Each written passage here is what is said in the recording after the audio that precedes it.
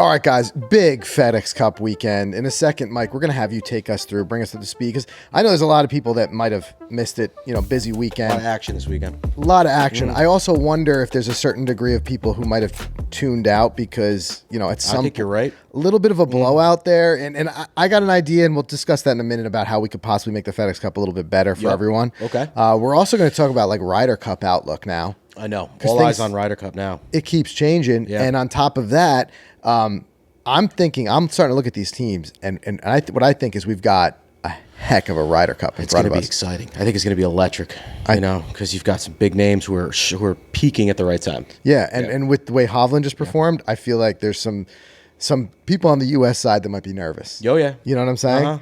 And then after that, I want to dump into this incredible experience we recently had. Top 5 golf experience of all time for golf for us. And we walked the Swilken Bridge. Yeah. So this is up there. This is up there. So we won't leave you guys hanging too long. We'll tell you all about that. But first, Mike, run us through this. Bring everybody up to speed on what happened with the FedEx Cup. Yeah. And then after that, I want to dive into some thoughts on it. All right, so I just got my little rundown here. So if you've been living under a rock, honestly, Viktor Hovland's the hottest golfer on the planet right now. He's won back-to-back, including Sunday's FedEx finale. And if you missed that event on Sunday, he won by 5 strokes over Xander, he was giving his best. He was really putting a good charge in. No one can catch Viktor at this point. But it's funny because you look at guys like, how about Wyndham Clark? This guy finished 3rd, by the way. He won himself another $5 million doing it. So he wins almost, $4 million out at LA Country Club. His life changes. He's on the Ryder Cup. Yeah. He becomes a household name now, everyone, Wyndham Clark. And now he gets another 5 for this. So it's like a $10 million a year for him, if not more. Yep. And what's interesting, I thought about this, is $500,000 went to the guys in last, Taylor Moore, Emiliano Grillo. All 30 guys are going to Hawaii. They're making money. Right. Yeah. So you go into East Lake and you're walking out of there with a minimum of $500,000. Yep. And you get the invite to Hawaii for the Century, which is a very exclusive small field, no cut event, guaranteed money. Yep. So getting to East Lake is like winning the lottery. Well, not to mention the elevated events. Yes. Now you just have to make the playoffs for that. Yeah. So once you're in the playoffs, which again, I want to talk about that structure. I know we're going to talk about that. Yeah. Because I'm not feeling it. But I just thought you didn't miss much. If you missed it this weekend, I missed the whole tour. You didn't miss much. It wasn't exciting. Xander ran away with it. There wasn't a 1-2 dogfight coming down the stretch. I wanted to see you did miss. I'm sorry, Viktor. Yeah, you did miss a little bit of what I would say a hell of a show between Schauffele and Hovland. Yes. But it's just Hovland proved uncatchable. Yeah. I'm thinking the Masters with where Phil gave it a good run, and Brooks. I just thought that firepower I wanted to see on the last one. Yeah. I just didn't. What we did see was a complete birdie fest, though. We did. I think there was something They like lit that course up. They absolutely did. And between, I forget the exact number, but I think between Hovland and Schauffele, they said there were 20 birdie putts inside of 20 feet. I mean, these guys are just pouring in birdies. Yeah. And even Hovland had said that he had to mix up his strategy when he saw Schauffele come out and give him a good run. I mean, I think he went 5 under through on the front 9. So Hovland went from a little bit more of a conservative to just saying, I got to press. But just an absolute clinic by Hovland of ball striking, sticking pins. It just shows me that guy... I always say this, golfers get hot, and he got hot at the right time, and I don't think the level of play that he did is sustainable, forever by any means. I know.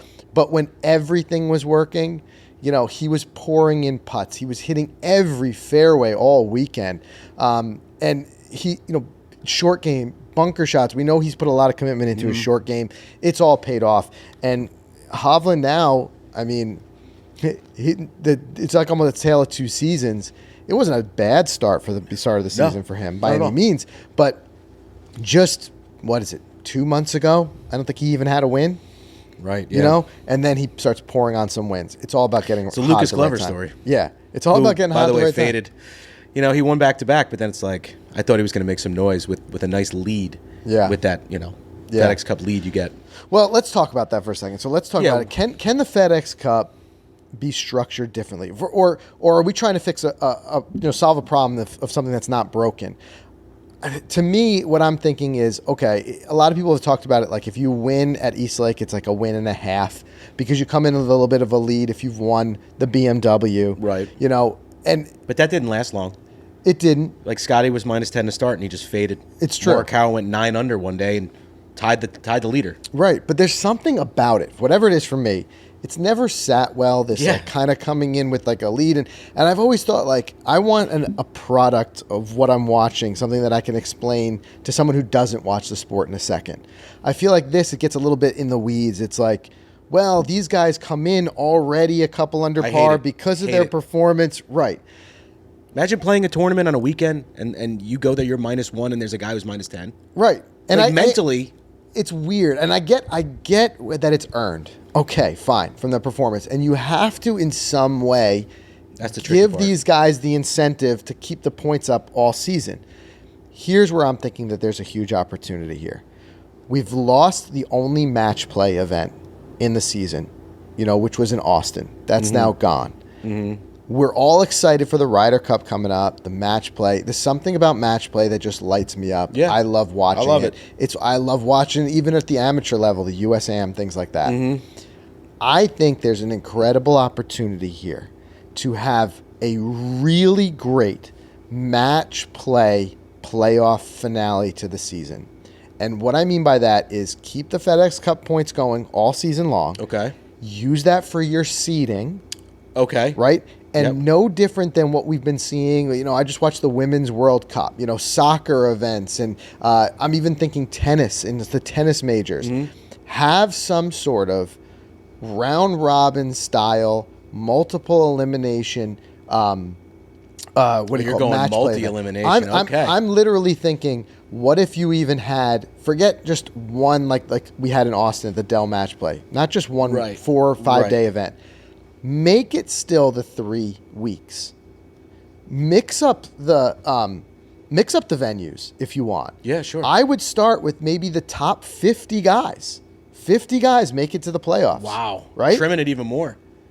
I am trimming it more because at some point with match play, it gets difficult to have a bracket that big. Well, let's pause there for a second. What if we, instead of, it used to be 120 to go to the playoffs, and they chopped it down to 70. Yeah. What if they did 100, round 1, full elimination? Then there's 50 next week. It's still a lot of matches to follow. But it's one match. Point. Yeah, but you're talking. You would play everybody one match, you lose. So 50 matches. You're gone. But then next week it's 50 people, 25 matches. 25. And then the finale is the top 25.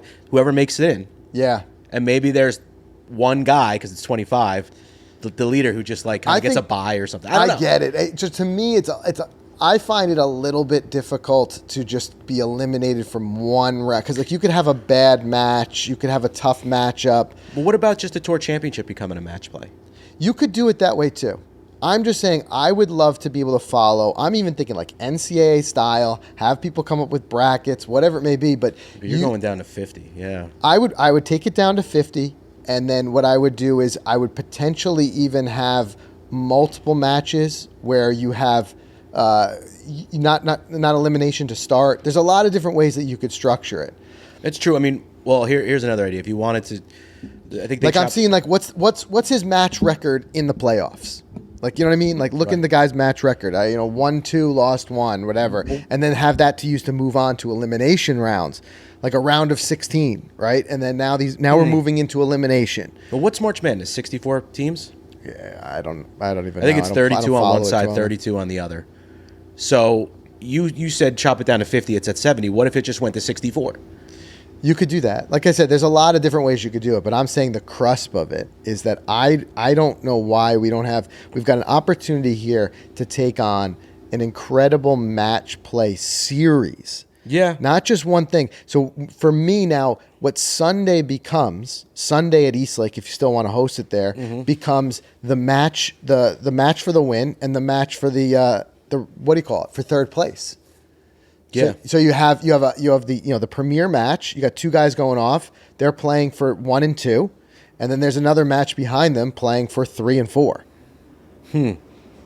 That's interesting. Now, what's running through my head is all like, is it enough airtime to satisfy sponsors? It's only 4 golfers. If you're showing every shot, right? It's still a 4 or 5 hour round. Well, because the reason I come back to that is at the end of the day, most of the time, it's coming down to one or two golfers anyway on Sunday. It's a good point. Because you got guys who come in with the lead. There's only how many guys at East Lake at the end? 25, right? 30. 30 guys at East Lake. And already there's a couple of guys who are no shot because they're so far behind. Mm-hmm. So really, what are we doing? Like, They're just playing for money at that point. In a way, I felt like I was watching a match between Hovland and Schauffele on Sunday. So you're saying just structure that, make that more of a match, yeah. Make it I would love to see this. Like, get an opportunity. And to me, playoffs, I always feel like should be some match component. Yeah, I think you're onto something there. I think there's something. Now, obviously, it's not fleshed out, like how many guys, how the rounds would work. And that's where you guys can weigh in the comments and let us know what you think. I wonder how you would do the weighting of, who's earned it more. Right. Well, that's what I mean. Like, let's it'd say be seeding, but... Seeding. So let's say you've got enough points, FedEx Cup points, and maybe the top 10 guys get a bye in the first round. Yeah, I think they need something. Ultimately, Scotty Scheffler gets eliminated in the first round. Like, that whole season was for nothing. But what if he got a bye in the first round? Right. You know? I like or that. even, like I said, if you want to expand it out bigger and have a bigger field, and the first rounds are additional seeding rounds, and those guys are through, and they're through to the elimination rounds. Like, the top 10 guys immediately jump to the elimination rounds, which maybe it's like... would you guys have eliminated after weeks that they're not coming to week 2? Yeah, for sure. You would, okay. So but these I'm guys saying wouldn't just carry all the way through. No, you'd have to have an elimination component. But what I mean is, what if it was the first week, wherever that event is hosted for this, let's say in that first week, you have, it's another additional seeding round, right? And then the next week becomes the round of 16, like elimination. Yep. And then the final round is maybe eight matchups. 8 matchups playing at East for Lake. those. Yes. I just feel like I would be more. I think it would stand out more from the regular season because of the match structure that is now missing from the regular season, and I feel like there's a much higher chance at higher ratings on Sunday, and much less of a chance of a guy running away with it. Yeah, that's true. And if the championship match ends up being a runaway, you've got the what do you call it? The third place match that you could watch as well. It almost becomes a little bit like the U.S. Amateur in that way. Yeah. All right, Monahan, you heard us.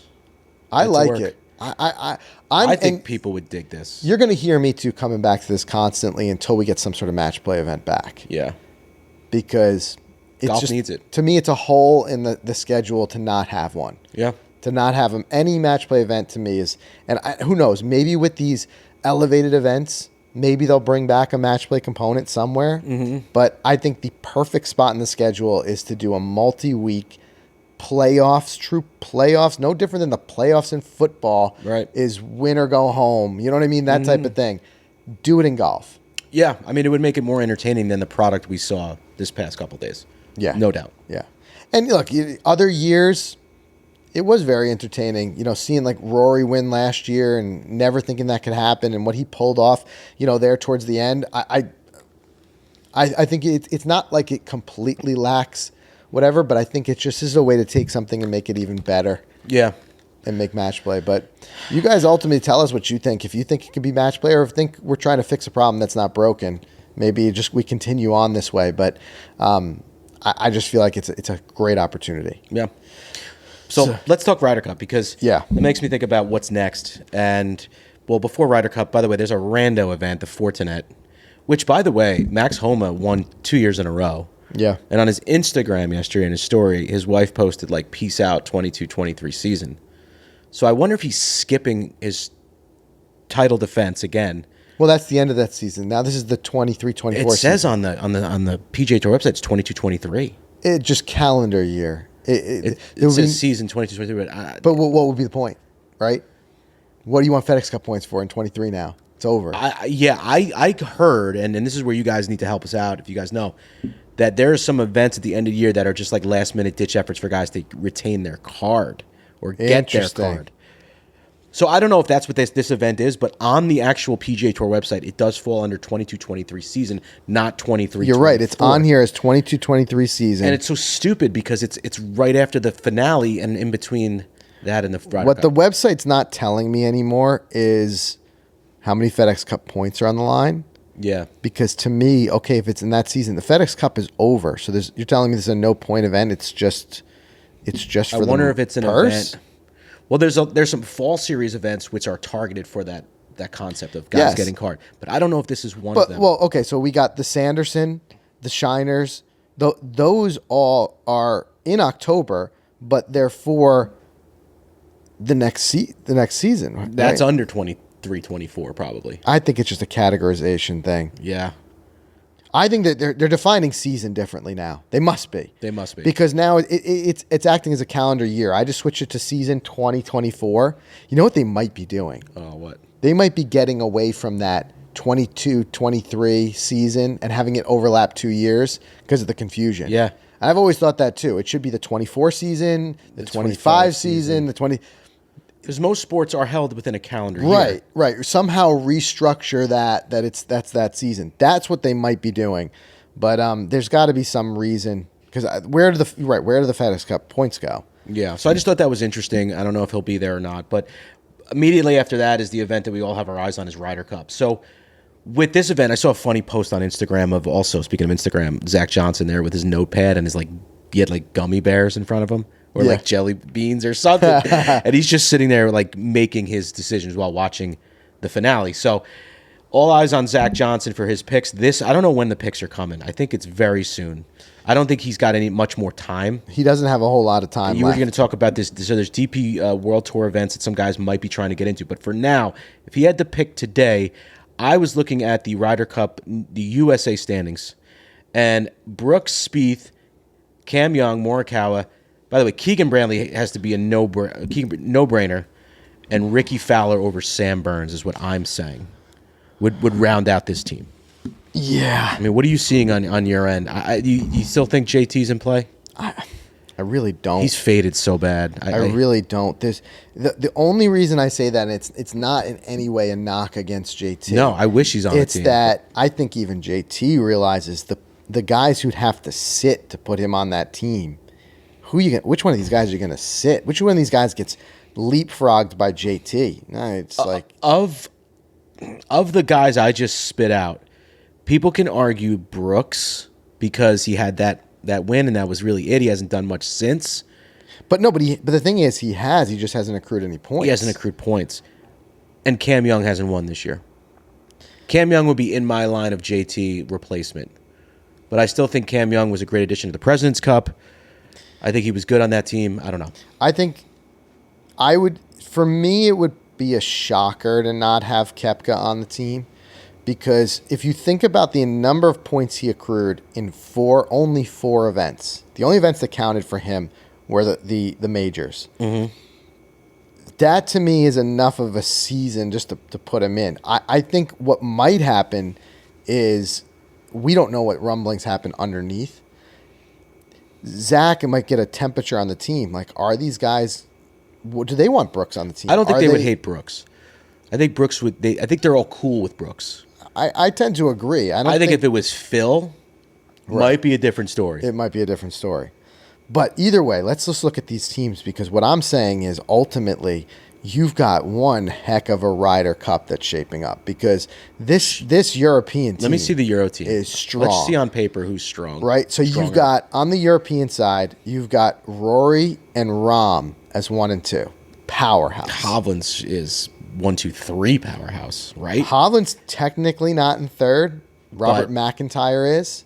But either way, if I right now was putting together a team outside of any type of borders or nationalities or anything like that, I think Rory, Rahm, and Hovland would be like on my team immediately. 100%. Right? So like they're the all-star team. They're the all-star team. So you got 3 absolute powerhouses there. Fitzpatrick's got to be on that. Tommy Fleetwood's got to be on that. Fleetwood is. Fitzpatrick, Sepp Straka on the bubble. Trending. On the bubble. So you're going to have a couple of those names that are going to fill it out. But regardless, you're going to be able to bank on some serious points once the Ryder Cup kicks off from Rory, Rahm, and Hovland, without a doubt. And I think Hatton's risen to the occasion in some big events. And I think he's good in match play. Hatton's great. And I think Fleetwood has had a great season. You'll see points from Fleetwood. I definitely think so. So wait, 1, 2, 3 on Euro matched up against what's the USA's 1, 2, 3 pop?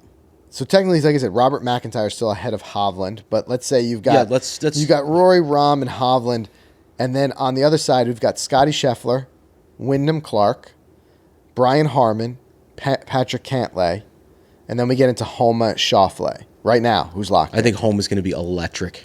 You watch in Ryder Cup team stuff. I love that dude. My thoughts going, who's going to match up against those three? So in matchup. Yeah. I actually expect right now to see more from Schauffele than Homa. I was Definitely Xander. Literally blown away with the level of golf he was playing at East Lake. You realize he shot 62 on Sunday. Yeah, no doubt. You know? I think if I have to reach into my arsenal to match against Rory, Rahm, and Hovland, I think you go Scheffler, Schauffele, and then who's your third weapon to attack that? Who do you go with? I don't trust Wyndham Clark and Brian Harman. Sorry. For me, I don't know. Coming down the stretch. Harman's had a heck of a... No, I'm not... Yep. He's had a great season. But this is why too, I would struggle to not put Koepka on the team because I feel like you need that like killer instinct. Koepka Rory. You know what I'm saying? Yeah. Like Koepka's a guy who's not going to be fazed by the, what do you call it? I think I would literally have an honest conversation and be like, yo, Brooks, how's your game? How do you feel right now? Yeah, how do you feel? Right? Just get a temperature on how his form is. Yep. But when it comes to like, if you want that guy who is not going to get rattled in any way and has that killer instinct to try to win, I kind of on the American side want to see Koepka in there. Yeah, let me see here. But Cam Young too. Like, look, that's what I'm saying. The nice part about this is we could literally shuffle the deck, throw it on the table, and whatever matchups come right now between this U.S. and European team, you got great matchups. Yeah. Is that Koepka's story? Foreshadowing with the American plate, with the Italian flags. If you know, you know, she writes. Do they know? At this point, do you know if you're getting a pick? Just keep it on a hush, but you're coming to Rome. Koepka, I could see Mrs. Koepka there leaking that as a little. Because the thing is, too, Koepka, I think he's on the team. This is by no means a long shot. We're talking about a guy who literally just fell out of the points for the top six. Yeah. I would won 5 majors and won this year. Here's an interesting stat that I would love to know. I would love to have someone dig this up. When was the last time that the guy who was just outside of the automatic qualifying, the guy who was in 7th in the points, didn't get picked? Never. When? Probably never. Probably never. Because you think that that's just the first captain's pick is the guy who just missed the cut. Then the rest of them, they plead your case. Did you see Scotty Scheffler's answer to that? No. In the press conference, they said, would you put Brooks on the team? And he says, I was looking at the numbers, and it looks as if he just played in one PGA Tour event, he'd have enough points. And then he goes, and he just ended his statement there. Right. That was his mic drop. Yeah. But you can't talk like that, Scotty, because you guys are coming together. I think it's safe for us to assume it. I think we'll see Spieth on the team as a pick because he's sitting right there too at number 8 in the points. Spieth's a Ryder Cup, and he's got the experience. You want the experienced guys in there, no doubt about it. Which also just leads me to there's still a possibility of JT. Still. I'm just telling you, there's two. I feel like, I guess there is, but there's a lot of guys that he'd have to leapfrog. I know. It would be that difficult. You can't bench Ricky and put JT on the team. Just not this year. Not this year. Yeah. I don't even feel like you could bench Morikawa. No, he was playing amazing this weekend. Right. So I'm saying there's too many other good options. It's not a knock or anything against JT. It's just there's too many other good options. Do you come out to Rome as a non-player and hang out if you're JT? Be a part of the team, hang out? I think if you do, it certainly shows a certain degree of something to the team and something for future years. No doubt. You're a team player no matter what. Yeah. Yeah. I think I would be there. But anyway, either way, like I said, it's going to shape up to be an incredible Ryder Cup.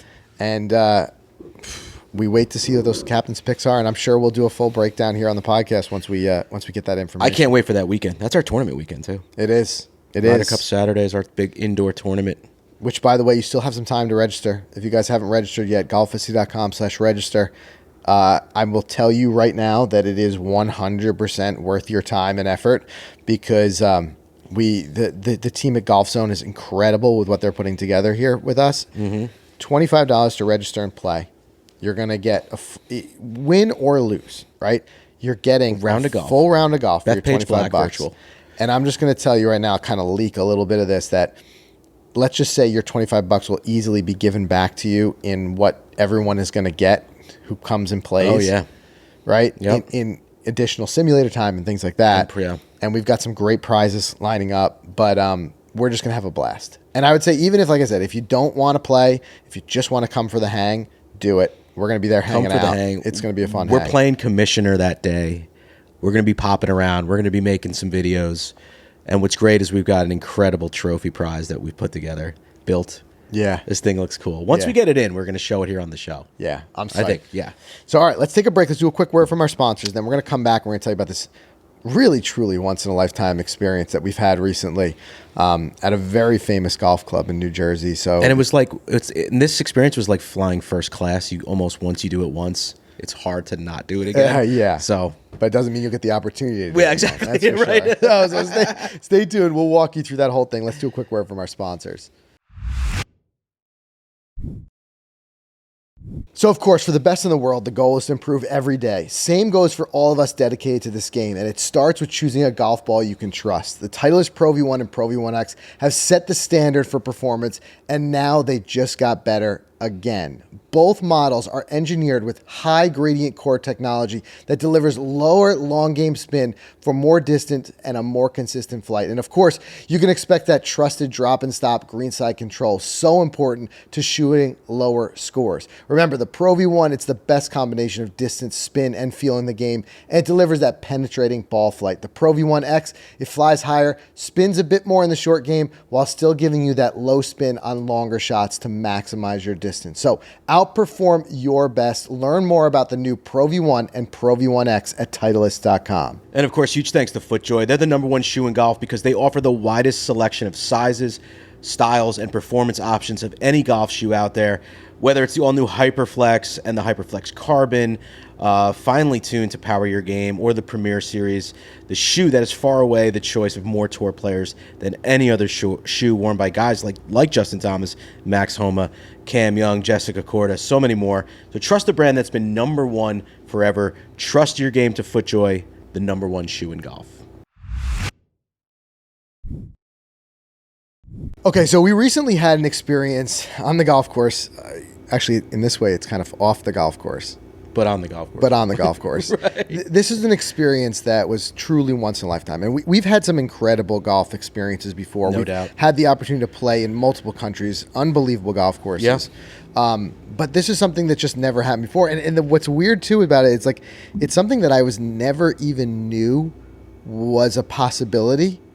Until recently just in general. Oh, in general, sure. Until we got a little bit closer to the game and some of these really great golf clubs. Mm-hmm. And just kind of to say it in a nutshell, and then we'll walk you guys through it, is that we got to spend the night, overnight, in Baltustrol's Clubhouse. Yeah. And I'm just thinking, as I'm lying in this bed, I'm thinking, like, who else has slept here? Exactly. Jack sleep in this bed? I'm sure. Anything's possible, right? And I had not known previously until we started doing this recent series we're doing, Inside the Gates, where we're going inside some of the best private clubs. More golf clubs than I thought have rooms where members can stay. I'm noticing that. Yeah. And it's a great concept. It's incredible. So take us through it. Kick us off about how this would happen and what went down. So we, in the process of this series has been great to film. It's been fun. A lot of logistics, planning, and although it's all what we're doing, we're focusing on New Jersey for this series. Yeah, we're based out of New Jersey here, but these courses are far. Jersey's a big state, so we had Hollywood Golf Club on a Sunday, and we were playing Baltusrol Upper. There's 2 courses there, Upper and Lower. We were playing the Upper the very next morning early, so we were poking around for places to stay near Baltusrol, and I was looking at like Springfield, New Jersey, like Fairmount Inn. Stuff like near Newark and stuff that I'm like, I don't know if we want to stay here. But we reached out to a friend of ours who's a member at Baltusrol with just a suggestion because he lives in the area. and he's been great. And I thought he would just come back with like a, hey, stay at the Radisson or something random. Right. But he's like, let me check the club and see if you guys can stay there. And I'm just like, wait, what? Right. This is a possibility? Yeah. Because we've seen the rooms in part of an all-access tour we've done for another video about a year ago. Yes. And we just went up there and we did some video, and it was great. But at that point, it was just severe jealousy. Like, why can't we stay here? Yeah. So we got, I think we got the Baltimore at like 10 p.m. because of traffic coming home from the beach. Well, and to kind of jump ahead, like he snagged us 3 rooms. Oh, yes. Sorry. Excuse me. A big important part of the story. Yeah. He said there's 3 rooms left, and it was perfect because it was you, me, and our camera guy, Justin, Right. who's from the New Hampshire area. Right. So he wasn't going home that night. He needed a place to stay. So it's like, great. Book those 3 rooms. And to set this up, it's not a massive hotel. No. They have about 10 rooms. There's 10 rooms, and In the clubhouse itself, we're talking about. in the actual clubhouse, right. with all that history, right below you, there's trophies, and the dining room, Yes. the locker room is all below you. Yes, because Baltusrol is a large facility. Multiple buildings. And what they have, multiple buildings, they also have a carriage house that has a couple more spots. And Right above the wine cellar? Yes, yeah. Exactly. Right above the wine cellar. And understand that a large part of the reason for this is that a lot of members to these bigger clubs are from outside of town. They travel in to play. They'll stay a week. They'll play their week in the summer and head home. We've also run into this at some of the other courses we've played where they'll have on-site somewhere, anywhere from usually 2 to 4 rooms. Cottages and... Even, you don't even think about Sleepy Hollow. Sleepy Hollow. Sleepy has, yep. They've got some rooms up in that clubhouse that you can stay. Matita Conch has Right. cottages. But again, this is not like you go on hotels.com and you book this. You have Right. to be a member in order to book a room, but they're legitimate rooms. But however, when you get into the room, it feels like you booked it on hotels.com. It does. It does. It does. So we got the rooms, and I'm nervous because, like, here I am saying it's 10 p.m. We're driving to be like, how are we going to get into this room? Where's our key? Where's the lobby? You were nervous. I was like, the gates are going to be closed. It's this isn't a hotel. So I called them, obviously, the morning of, and they're like, no, we're open 24/7. There's a guard on he's on site. You'll be able to get your key and get in your room. I'm like, great. So like I said, 10 p.m. we get there, and we go, literally, you walk right into the clubhouse. The door was open. But, it's guarded gate. You can't just go and do this. No, but they do have a guard. You got a guard. 24 hours a day. He there. confirms your reservation. Yep. He says, okay, I notice you have 3 rooms. Go ahead, pull in there and go and get your key. So we go in. We walk into the lobby, and right there on the desk. Now, the place is empty. I don't think there's anyone in the building, right? Right. You'd have to, yeah. I don't think anyone in that building. There might be some guards walking the grounds, but nobody was in that building. You walk right up to the lobby, and there was these 3 envelopes, Baltusrol, like letterhead, perfect saying, like, dear Mike Fasano, Frank Fasano, here's your key, here's your room. Which was that chills moment for us. Yeah, enjoy your stay. Here's your room, and then like now you're walking upstairs. I mean, you're just walking amongst history. Yeah. You're going to your room. You're passing like U.S. Open trophies. Right. You know what I mean? Like and we get into the room immediately upon opening the door. I mean, legitimate hotel room. You know what I mean? Oh, yeah. Legitimate. You had your big bed with your closet, your shower, and for me, a big, I guess a selling point for hotel rooms is the shower pressure. Baltusrol shower pressure, it was top 10. It was great.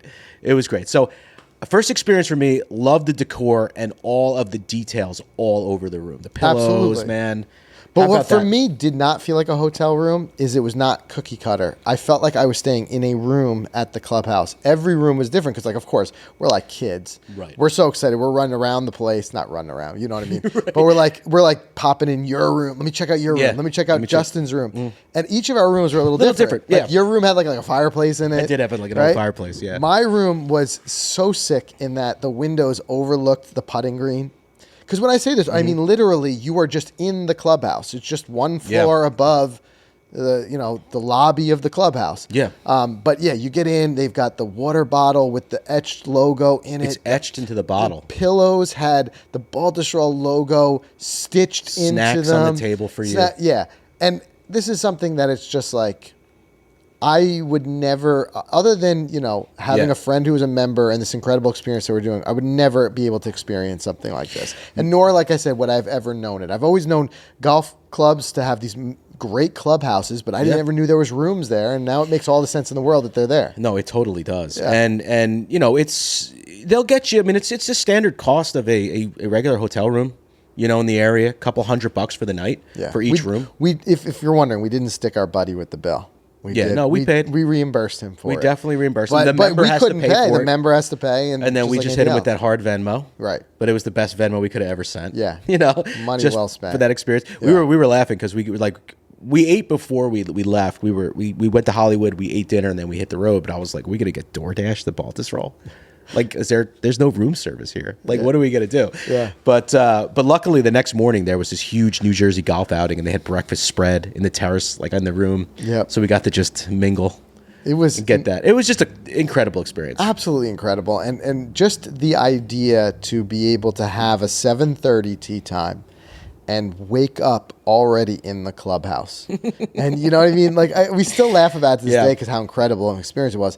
But to just be able to just walk downstairs, you put your key on the that was your checkout. Yeah, that's your checkout is on the desk there. You put your key down. It's a physical key. Right. It's not like the magnetic magnetic no bill you ones, have to whatever. settle up. You just put your key down and literally walk into the locker room, put your shoes on, and walk out to the first tee. It was pretty incredible. How do you do that? You can't beat it. I mean, were you not nervous at all? But did you? Because you know the story of Baltus Roll. Like, I know. You're thinking ghosts. I'm thinking ghosts. I'm like, this place is haunted. I mean, I think it's had multiple fires. There was one in that same clubhouse a couple of years ago. Yeah, there was. And I was telling my kids, I said, didn't sleep that night, did you? No, not really. I told my kids, I was like, Dad's sleeping in a haunted clubhouse tonight. Because apparently there was an actual person, Baltus Roll. Yeah. And he was murdered there. Way back in the 1800s. Yeah, that's what the club. I think the story was like they just froze him outside in the cold weather. They tied him up and they robbed the place. Robbers came, robbed his house, tied him up, and left him outside to die. And rough way to go. And so that night I'm thinking this place is haunted. But on your point about where the rooms were, my view was their signature hole, fourth hole. And when I woke up in the morning, I'm laying there in my bed, and there is this incredible pink light blaring through. I'm like, what is going on? But it was the sunrise over the trees that overlooked the course. I got this incredible photo of it. But just to wake up and look at that, I mean, top 5 experience for me all the time. It's one of those things that, like I said, it just becomes a story that you'll hold on to forever. Yeah. Like nowadays, it's like you're kind of trading golf stories with your buddies. And like somebody says, hey, have you ever played Baltus? I'll be like, I've spent the night there. Spent the night there, Now you can say that. Right. And it's just like, what? Because like I said, it's just... We had always been so laser focused on this idea of wanting to play some of these best top golf courses that these little extra peripheral experiences that are as part of them that I just never even registered with me, like the idea of just spending the night in the clubhouse. Yeah. So that was a special one. It's one we're definitely not going to ever forget. Right. I don't play Baltus Roll again unless I stay there. Yeah. What's wild though is like now I've learned that a lot of these really top tier courses that a lot of them the membership is from outside. Yeah. They have a spot where people can stay. I'm even thinking Pine Valley. Pine Valley has cottages there. Right. I don't think we've ever seen it as part of the broadcast, but I would not be shocked if Augusta has a spot that you could stay because, again, I'm thinking same type of membership at Augusta. It's mostly people who are members, big names, out of state. I'm sure thinking there's like a Bill Gates flies in to play his round there. He's a member. Absolutely. And he might have a spot to stay. Yeah. You never know. I'm sure a lot more courses have these places than we even know. But that's what I meant about staying there in that bed and just kind of like getting a little bit of a like this feeling like who else stayed here? Right. It's like... Because you come to play the course, or even guys who've come to just like try the course like a week before the big event, and like they're in the area. Yeah, any of the PGA Tour players could have stayed there. Yeah. And it's just like I'm living for a moment in my life. I can say I'm living the same experience as a guy like maybe Rory McIlroy maybe comes into town to preview the course. He might stay there. He might. You're absolutely right. I would not doubt it, and that's what made the experience that much cooler. Yeah. I put that up there. I mean, that goes up there with like Pro-Am, those top 5 experiences in our life. No doubt there's a lot of Yeah, it's going to be tough to beat that one. No doubt about it. And guys, we're going to bring you as much of this as we can, too, as part of our upcoming series, Inside the Gates. Like, our goal that we set forth was to try to play as many of the top 25 golf courses here in the state of New Jersey as we possibly could. And that's another thing that, like, I think we learned along the way is that I always had a concept of it, but never really looked at the rankings or really digested it. Every single one of the top 25 golf courses in this state are all private. Very private. So it took a lot of this type of thing and these experiences and calling in favors to get out there and play them. So that's the thing that buddies of mine, when I'm explaining the series to them, they're saying like I could see it in their head. They're saying, okay, what's the big deal? You know, I played these courses too as a guest. I'm saying we're filming it respectfully. Yeah. We're bringing a production out there to people who won't even let you bring your cell phones in. Right. So it's a challenge. Well, also, you got to step outside that for a second. You run in a circle of a bunch of guys who happen to be members here or there. Right. So and then they get cross-invited, or you play my member. So for them, it's not attractive. Right. As attractive. What I'm saying is there's plenty of other people, ourselves included, who prior to this and who are not going to be sniffing memberships at any of those places, we would have been over the moon to play any one of these 100%. places, right? You think about Baltusrol. Baltusrol is the number 2 and number 4 ranked courses in the entire state in one facility. Right. You'd be blessed to play either one of them, you know? So that's what our intention of this And one, series. if not both, is top 100 in the world. Yeah. In the country. In the country, absolutely. Top 50. Top 50. Yeah. No doubt. So it's just like, this is where it's like we wanted to be able to like really bring these experiences home to people who might not, like us, ever have been aware that it was even there. Like, I never knew you could stay in the clubhouse at Baltusrol. Now we know. Now you know. And now here's what it looks like. And I'll tell you right now, there were courses that said, absolutely not. This is not something that we want to do at our club. Yeah, we got some no's. No way. No way. Turned into a, okay, come on down. Yeah. I think we did it the right way. Very respectful. I think so, we put too. out a good product. I'm biased, but I think we have the best golf videos out there. I'm sorry. I just think we do. Well, because we put so much of our own blood, sweat, and tears in them. If we don't love them, who's gonna? Right. All right. Right. But anyway, so check that out. That series is going to be coming out in just a few weeks now, and as part of it, you will see more of our experience staying there in the clubhouse at Baltusrol, which was just absolutely, you know, for any golfer, it was something you'll never forget. Anyway, that's everything we have for you guys this week. Make sure you weigh in the comments. Let us know your thoughts on that FedEx Cup like we talked about earlier. And then make sure you tell us, too, what you're thinking for this Ryder Cup as it starts to shape up and as we get closer to those captain's picks. Because I think no matter what, we're going to have one heck of a viewing experience watching these guys. Yep. Those two head-to-head incredible teams. That's everything we have for you. We'll see you next week.